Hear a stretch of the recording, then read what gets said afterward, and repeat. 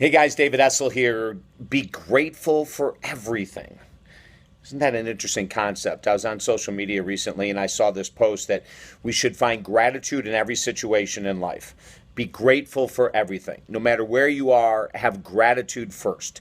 And I'm reading these different posts and I'm saying, wow, this is so 1970. Really, it really is. If we don't feel that we can face a situation and deal with the discomfort, the boredom, the frustration, the anger, the rage, the anxiety, the depression, whatever it might be, but we think we need to cover it up with thoughts of gratitude, we're in the world of counseling, it's called jumping the process. In other words, when people say, well, look for the bright side, there's a reason for everything. There's a reason God has you here, or there's a reason whoever has you here, if you believe in something bigger than you. And I say that's what's getting us into so much trouble personally.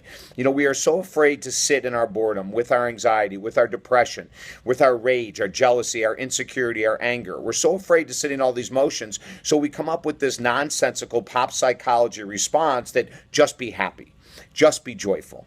There's a reason for it. You'll find it down the road. You might as well be happy right now.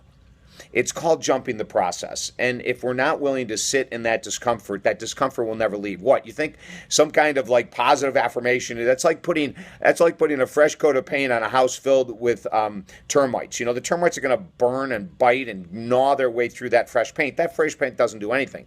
That's the same thing we're doing with affirmations. When we have a feeling that is not fun, to go ahead and cover it up with an affirmation, those feelings are going to come out bigger. As a matter of fact, in our best-selling book with Hay House, Slow Down, the Fastest Way to Get Everything You Want, that was published 12 years ago, we talked about this very thing, is that we need to slow down, go into the emotion that we would rather not. When the emotion has passed, it could be a day, it could be a week, it could be a month, then start looking for gratitude, then start looking for the reason. Maybe you'll find a reason, maybe you won't. But the most important thing I can share with you today is sit in the emotion. Work with a counselor, a coach, a therapist, a minister, a priest, a rabbi, whoever you need to. But the minute someone says, well, let's look at the bright side of this and let's look at the good that's going to come out of this struggle with your addiction or your relationship that's in hell or your financial distress, let's say to them, can we stop for a second and can you help me learn how to cope with these emotions? Can you teach me to learn how to write about them, to journal about them in a way that would help process them versus covering them up? That's what I want you to think about today. Okay, I'm a big fan of gratitude, believe me. I think it's wonderful. I think it's helped me immensely after I've dealt with the emotions I'd rather not deal with. Hey, don't forget to sign up for this YouTube channel right now. It's absolutely free, about 750 free videos on personal growth, just like this one. And let's buck the trend. Just because famous people are saying have gratitude every moment doesn't mean it's true, doesn't mean it's real.